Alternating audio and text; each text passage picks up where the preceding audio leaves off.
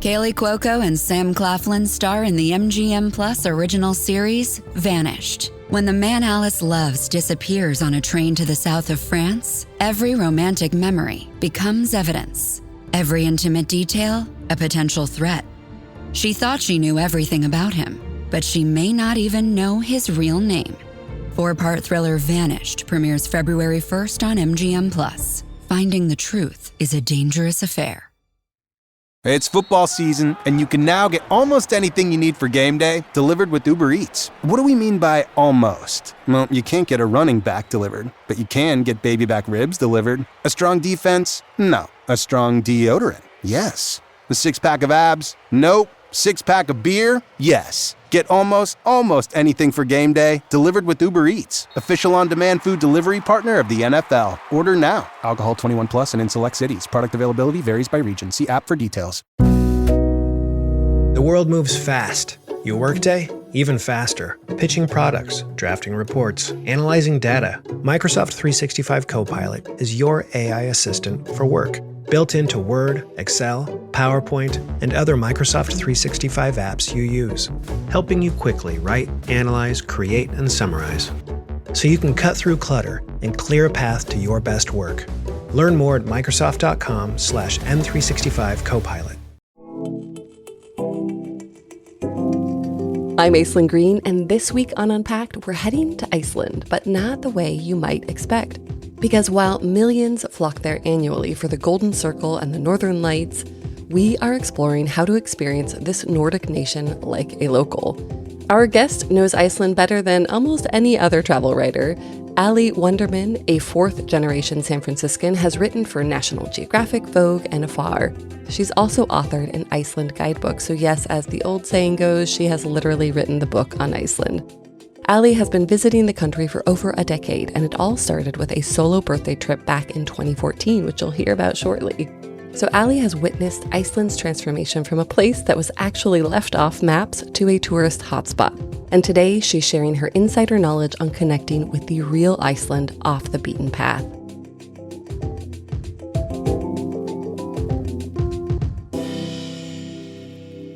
Ali, welcome to Unpacked. And I have to ask, are you wearing an Icelandic sweater right now? Yes. So this is, I thought, why not? Since we're going to be filming it, this is a traditional Icelandic sweater called a lopapeysa.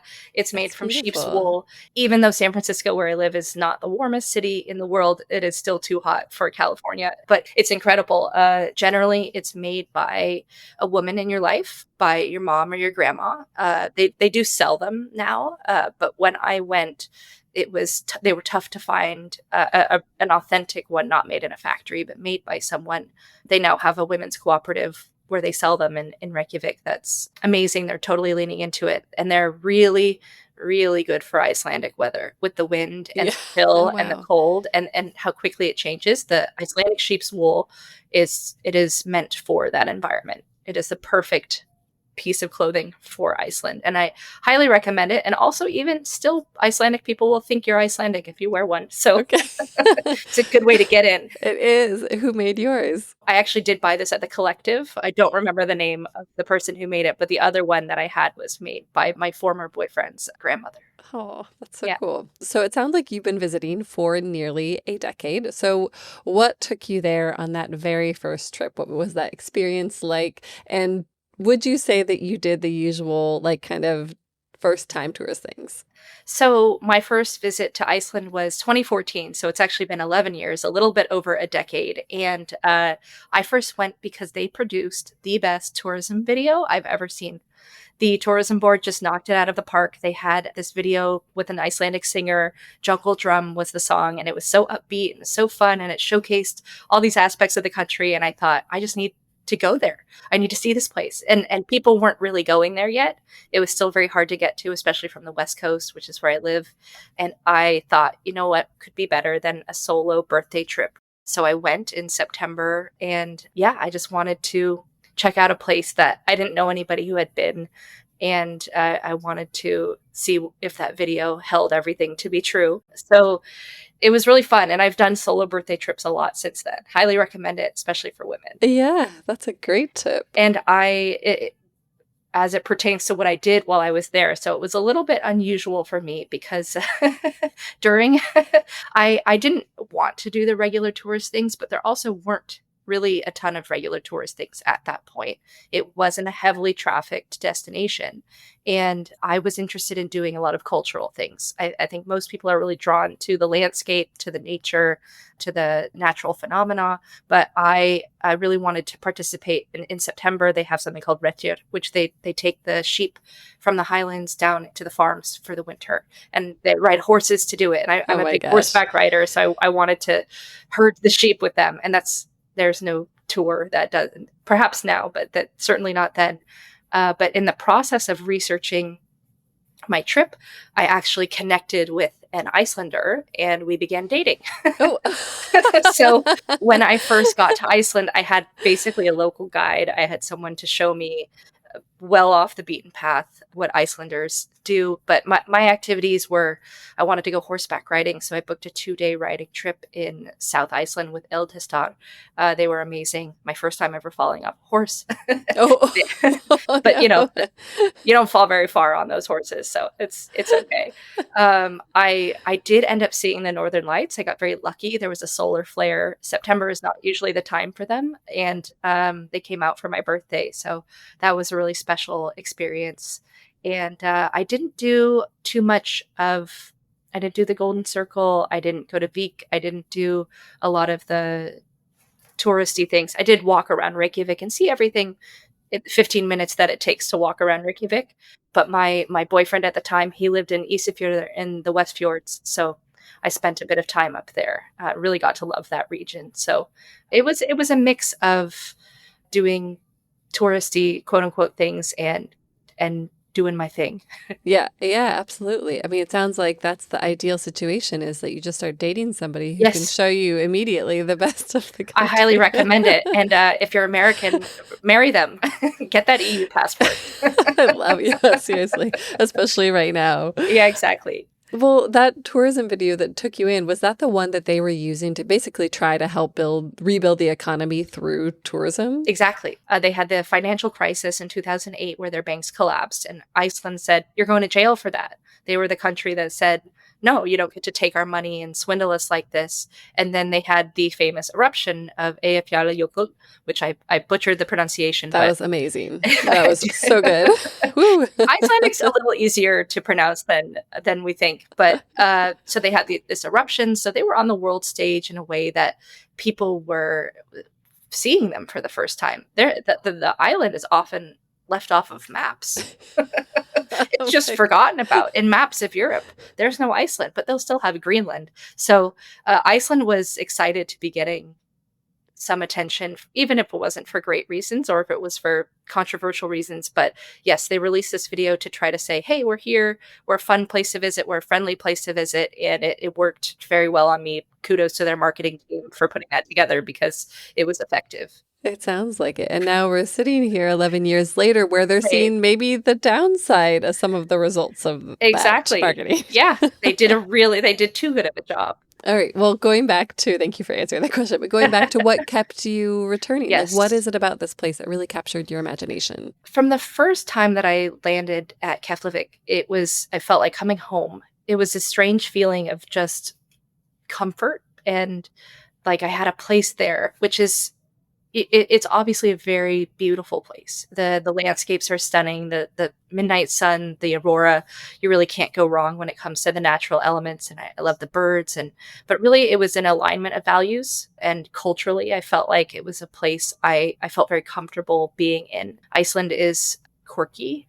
They have a dry, almost British sense of humor, but they're incredibly hospitable, helpful, hardworking, funny, and adventurous people with a strong sense of family. And I happen to have a real penchant for countries or communities of about that size, of about 350 to 400,000 people. The other place I spend the most time is Belize. Also written guidebooks there, similar population size. People always ask me, how can you love Iceland and Belize the most?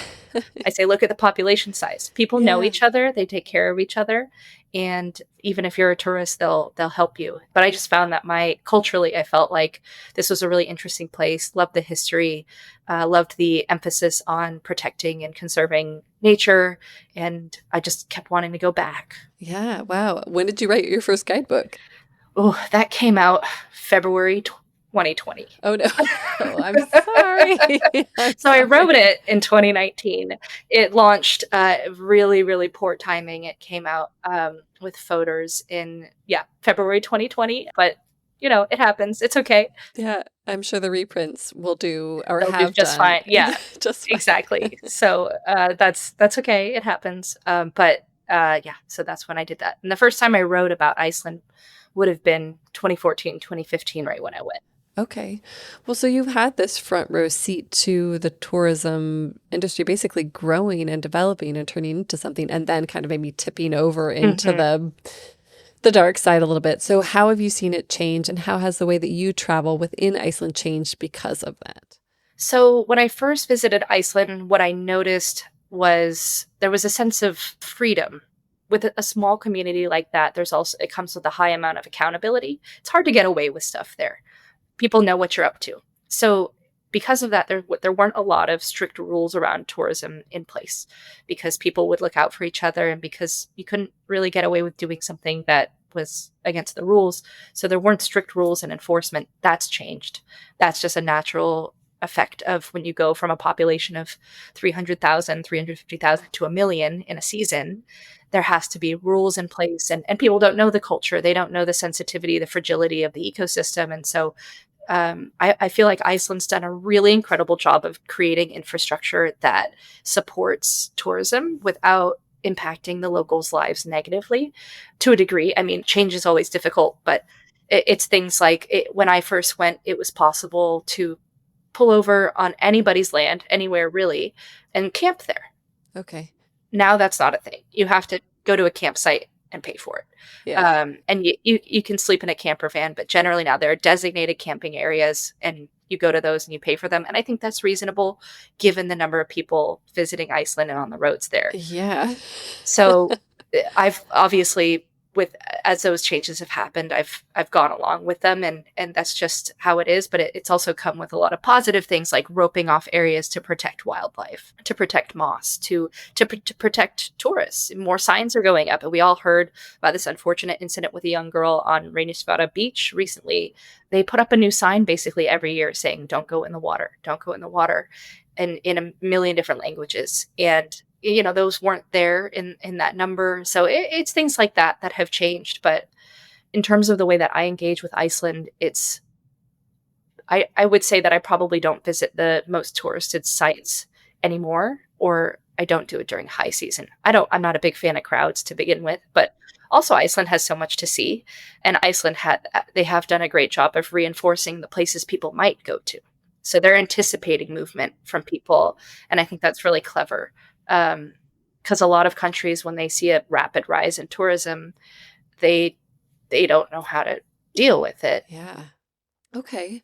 Well, I was curious to know, so given all of that, and it's really nice to hear that Iceland is not only kind of protecting locals, but thinking ahead, like, okay, we want to spread tourism out. How are we going to prepare for that? So what would you recommend for a first-time visitor, and especially somebody who's like, oh, I kind of want to see the iconic sites? Like, are there ways to do it where you don't feel like you're one in 750,000 travelers? Right. Yeah, what would your advice be? Absolutely. So I think when it comes to avoiding crowds in Iceland, timing is always important. Go during the off seasons, go during winter. And if you are, a lot of people are limited by school schedules and things of that nature. Try to go during the very early part of the day or the very end part of the day. I also always recommend hiring a local guide. Local guides are going to be the most aware of when and where crowds are, and they can help you avoid them, and while ensuring that you see the things that you came to see. But also, I think the best tip for beating crowds in Iceland is to do things that people that are different than what people do. Most people who visit Iceland, they come back with stories about jaw-dropping ethereal landscapes, which is all very real, and hot dogs, of course. And they have a really wonderful time. But the people I know who have the best time they come back with a friendship. They come back having connected to the country on a cultural level, on a human level. And I think it's easy to be very tempted by these amazing landscapes and experiences, but add in the human element. And additionally, try to give yourself the time. Iceland, part of the reason why they've achieved such success was that they really pioneered the stopover program. Icelandair said, hey, if you're going to Paris, stop in Reykjavik for up to 7 days on us. Well, we got you. And so a lot of people will do 2 to 3 to 4 day trips to Iceland. It's a very limited amount of time. So I would say give yourself a little more time to get out of the city, get out of the Golden Circle area and explore. Yeah, which it sounds like you have done at times. Like you've stayed there for up to a month or more. Yeah, even my first trip was 3 weeks. Wow. Okay. I really cool. wanted to go to Iceland, and I've rented an apartment there, stayed there for longer periods of time. Yes, and I definitely recommend it if you have the time. The trouble with American tourism is that we only get 2 weeks as a standard, and so you really want to make the most of it. I totally understand that. I totally get that, and it's too bad. So it's not, if you can only do a day or two, make the most of it. But if you do have the means to do longer, absolutely. I've gotten so much out of spending extended time in Iceland. Cool. Well, in your story, you wrote about some of the places that you have spent more time in and that you would recommend for people who want to kind of expand their horizon, so to speak. So for the second time visitor or somebody's going for longer, where would you recommend? Where should they go? I think there's something special literally in every single part of the country, including Reykjavik and the south. But I have a particular love for the West Fjords, not just because my former boyfriend lives there, but of course I spent a lot of time exploring it. And I go back there every time I'm in Iceland. And it's not super easy to get to. Okay. Well, I mean, how do you get there? You can drive there. It takes about 8 hours from Reykjavik to Ísafjörður because you're going in and out of fjords, the West Fjords. Or you can fly there. Weather dependent, there are domestic flights. It takes no time at all, but they're canceled a lot. So you just have to be flexible. Icelandic weather demands flexibility. So whether you're flying or driving or sitting around outside, and be a great sweater. Exactly, and a lopapeysa.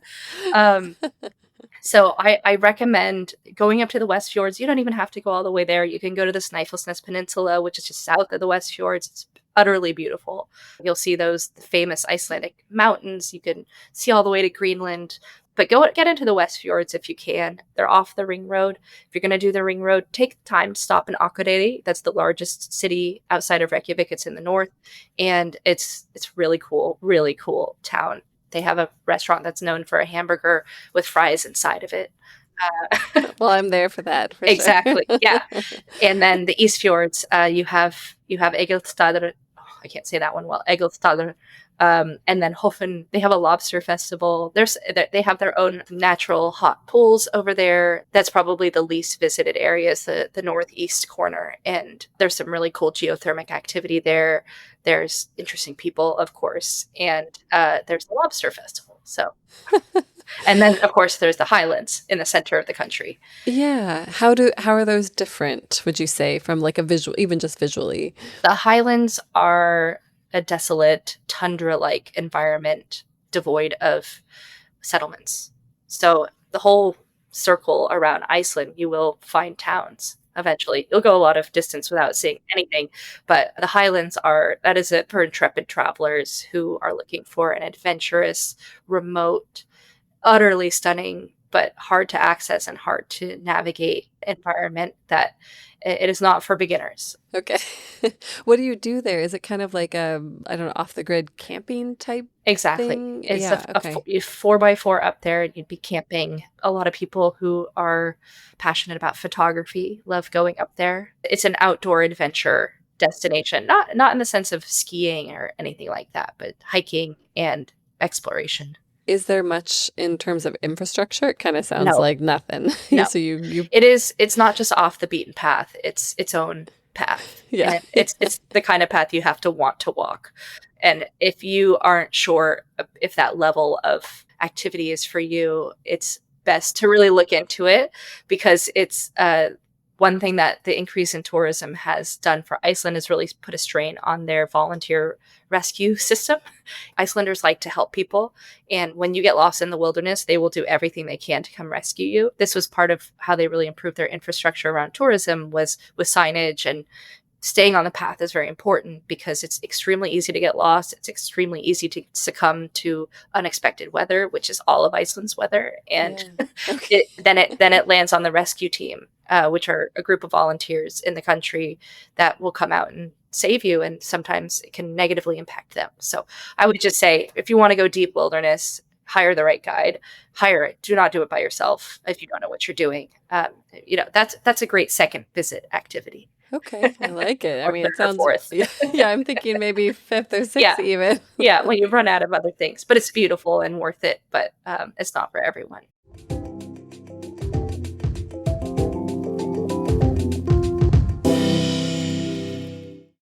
This episode is brought to you by FX's The Beauty Official Podcast. Join host Evan Ross Katz on the official podcast for FX's hottest new series, The Beauty, taking you behind the scenes with its amazing stars as they discuss the show's most jaw-dropping moments. Featuring Evan Peters, Anthony Ramos, Jeremy Pope, Ashton Kutcher, Rebecca Hall, Bella Hadid, Meghan Trainor, Isabella Rossellini, Jessica Alexander, and Ari Grainer. Search FX's The Beauty wherever you listen to podcasts.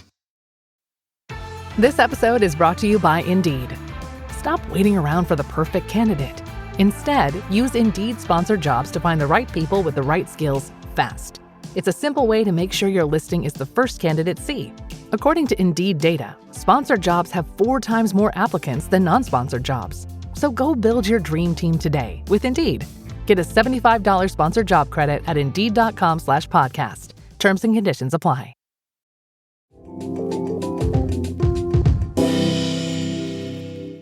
Winter, you mentioned, also sounds like an incredible time to visit, in particular because there is the Iceland Airwaves Music Festival. Can you tell me more about that? And of course, aurora sightings, things like that. Like, have you spent much time there in the winter? Yes. So I've been to Iceland in every season, and winter is stunning, and I highly recommend it.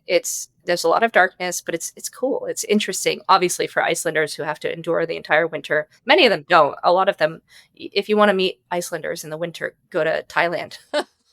They love to be there in January, February. But Iceland for a winter trip is amazing. You have Iceland Airwaves in November, which is just an incredible music festival throughout Reykjavik that I have had the fortune to go to.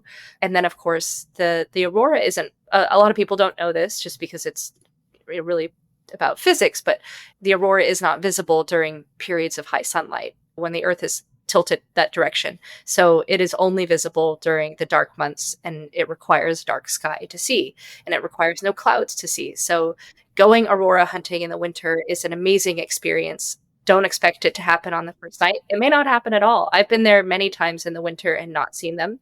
I recommend that if you want a better guarantee of the aurora on a trip to Iceland, if you're coming from the United States, take a red-eye flight to Iceland. Sit on the left north-facing side of the plane.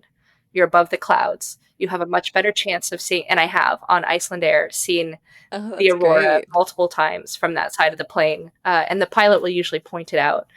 And sometimes some hotels will have a button where if you press it, they'll wake you up if the aurora is sighted. But winter is really a magical time to go. And in January, they have Thorablat, which is a winter festival that they have in each community. They eat traditional foods. They perform plays. It's very community oriented. It's not really for tourists. There aren't really even tourism experiences around that, but just the vibe during that time is very, we're here together. We're going to get through this tough winter period. It's kind of when the culture comes alive. The bars are full, music is playing, people are in close quarters with each other. It's still very beautiful outside, of course, but it's a great time to experience Icelandic culture. How cool. I like that idea of traveling specifically during that time for that connection. Yeah, absolutely. It's when the lopapeysa really comes in handy. Yeah, I bet. I feel like it's important to talk a little bit about Icelandic cuisine. So yes. what have Yeah. you learned over the years? What have you discovered? What do you love? The main thing that I've learned about Icelandic cuisine is that it has a very poor narrative around it. The food is much better than the narrative suggests. And I think this has changed as tourism has become more popular. People thought it was all fermented shark and whale and puffin. And the thing about whaling in Iceland is it's just one guy who has a company. It's not an Icelandic thing. It's an Icelandic person. And I didn't know that. in Iceland, the per capita stuff can really get to them. They have the most Nobel Prize winners for literature because they have one person. There's a lot of book writing there. There's a real love of books there. If you ever fall in love with an Icelandic person, get them a book for Christmas. That is the most sentimental gift you could. Yes, exactly. But Icelandic cuisine this is an island nation. The ingredients are coming from within the country. It's coming from the surrounding sea, and it's coming from where you are, which makes their food really fresh, incredible, healthy. And there's plenty of foods that, like svið, which is the boiled sheep's head, not my thing. Also, not that bad. Hákarl, which is the fermented shark, it's not. It's something they eat during Thorablat. It's not like they're all munching on it all year round. Some people really like it if you grew up with it. It's like durian fruit. If you grew up with it, it's got a strong flavor. It's not bad, but it just might not be for everyone. Puffin is not that common to find. It's sort of a gimmicky thing, however it can be done right. And then whale is really a gimmicky thing. But overall, I find Icelandic food, they have some of the best sandwiches I've ever had are in Iceland. Some of the best Thai food I've ever had. It's in Iceland. They have a lot of Thai immigration, and so the Thai food happens to be quite good. So it's not just traditional Icelandic cuisine. However, if you do want that, there's now really high-end restaurants like Dill in Reykjavik. That was the country's first Michelin star, and that's an incredible chef Gunnar. He grew up in the north of Iceland and had a farm and incorporates all these incredible locally sourced ingredients that he plates and cooks in a way that are very inventive, and highly recommend going outside what you think is your comfort zone to eat Icelandic food, because you'll be pleasantly surprised. Very cool. Thank you. Yeah. Well, you mentioned that over the years you continue to discover new things. So I was curious to know one of your favorite recent discoveries in Iceland. One of my favorite recent discoveries in Iceland is not a place. It's a moment in time. They had during World War II, something that they call the situation or the circumstances. So female travelers know that Iceland is one of the best places for women to travel alone, and that it has one of the highest quality of life rankings for women. And that was because of the situation in the 1940s. When the Allied forces were using Iceland as a base in the Atlantic, the soldiers, particularly the American soldiers, so deeply captivated the eyes of Icelandic women that it caused a reaction culturally with the Icelandic men where they said, what the hell? We want our women back. You can't just take our women. And they started kidnapping their own women to keep them away from the hot American soldiers.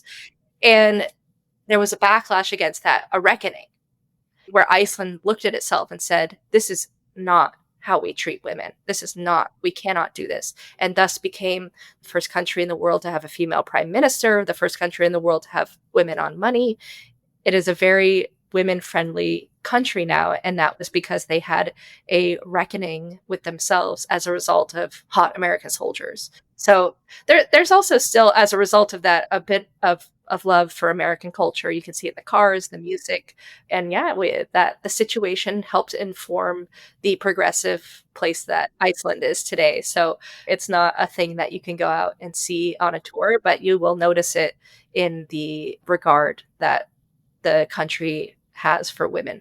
It's interesting. I mean, I love the way that you set it up too with the hot American soldiers, but it does seem like it's a country that's very good at self-reflection. I mean, with the banking crisis, like even with tourism, over-tourism, what do you think that is about Iceland as a culture? I know Iceland is an incredibly proud country. They greatly pride themselves on who they are and their national and cultural identity. I think that's why tourism has actually not created as much conflict as we might think, because from their perspective, it's like, it's about damn time you guys saw Iceland as how great it is. Yeah. The best thing you can do in Iceland to connect with people is talk about how much you like Iceland and talk about the weather. Those are the two main topics of conversation. So they have problems just like any other place, but from their perspective, they've reacted to tourism in a way that says, yeah, we will create space for you, and we're proud that you're here to share what we love so much about ourselves with each other. And so I think it just comes naturally to them to know they have a strong sense of self. And frankly, in an environment like that, weather-wise, Yeah. and with the sea as powerful as it is, with food being as hard to come by as over the last 1,000 years since the Vikings first came there, it's a difficult place to live. There's not a whole lot of time for delusion. Yeah. You have to be very realistic about who you are and where you are and what it takes to thrive in that environment. And that's what they've done. And that's what they're doing with tourism. The weather's changed in Iceland when it comes to tourism. And they're doing what they've always done, which is adapt. Wow, that's very profound. Huh.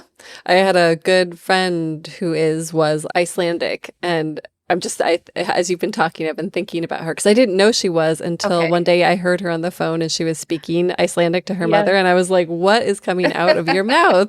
You know? Yeah. And it was such an issue. Just a really incredible person. So, do you speak Icelandic? That was one of the questions I wanted to ask you. I understand quite a bit. I used to speak more when I was romantically involved with the country. But oddly enough, I studied it in college. I have a degree in linguistics, and my goal was to learn the hardest languages. Everyone thinks Icelandic is hard because of all the consonants and the long words. It's hard because there's so many conjugations. It's a difficult language to learn because every person, every gender, every blah, blah, blah has a different verb conjugation. Oh my. But once you get the hang of the pronunciation, it's actually pretty easy to piece together. So I can read quite a bit. I can have short conversations. And even to this day, for whatever reason, when something surprising happens, like, you drop a plate or something, and your reaction would be to go, "No," I still say it in Icelandic. I still go, "Nay." And I'm like, where did that come from? But I do try to collect some of the fun words that they have. Like, one of my personal favorite is we have windshield wiper fluid here in the States, right? Yeah. The Icelandic word for that translated into English is window piss. I love and they really call it that. Oh my gosh. And they're very funny. Yes. The sense of humor there is very silly. And that's just an example of it. So I try to pick up words like that.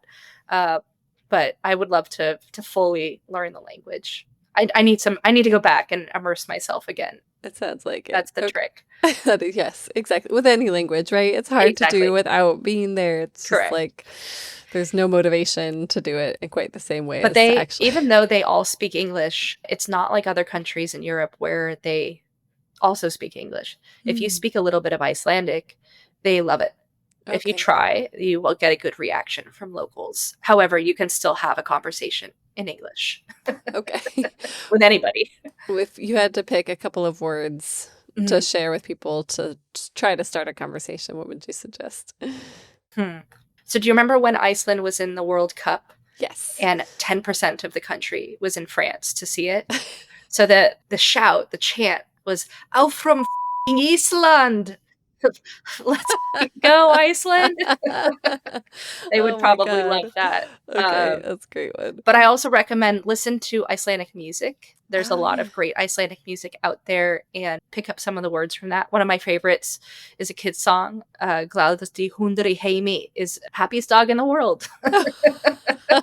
That's great. And everyone loves the song, so it's an easy way to connect. But you just say hi and tak fyrir, thank you very much. Simple stuff, but learning thank you in any language usually goes pretty far.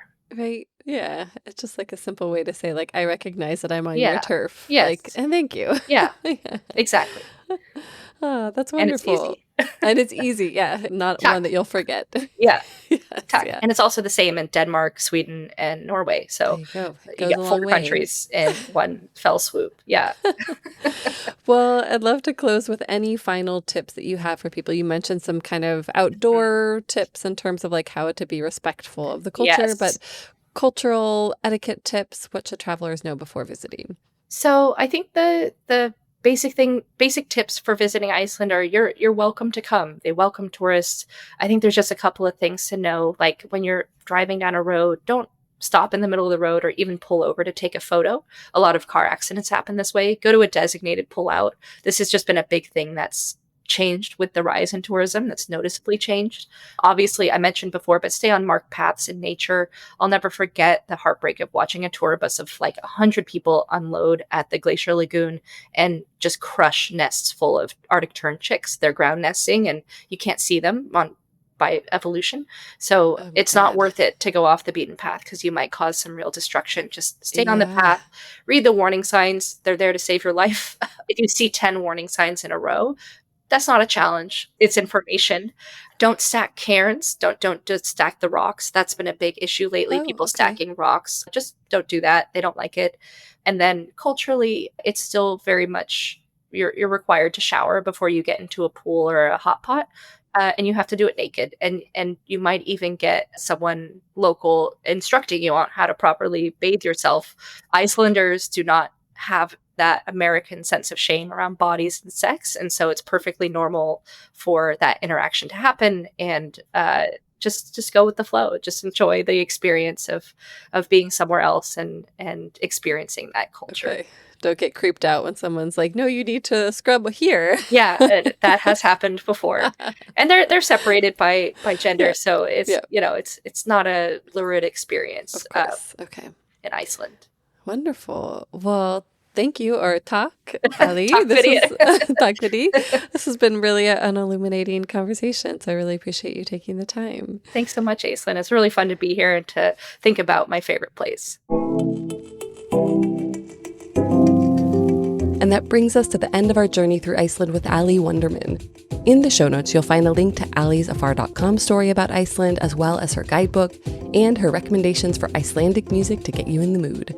You can also follow Ali's travels and writing on social media. We've included those links in the show notes as well. Thank you for listening to Unpacked. I'm Aislinn Green, and until next time, keep exploring and just remember to stay on the marked paths and always shower before using the hot springs. Ready for more unpacking? Visit afar.com and be sure to follow us on Instagram and TikTok. We're at Afar Media. If you enjoyed today's exploration, I hope you'll come back for more great stories. Subscribing always makes that easy, and be sure to rate and review the show on your favorite podcast platforms. It helps other travelers find it.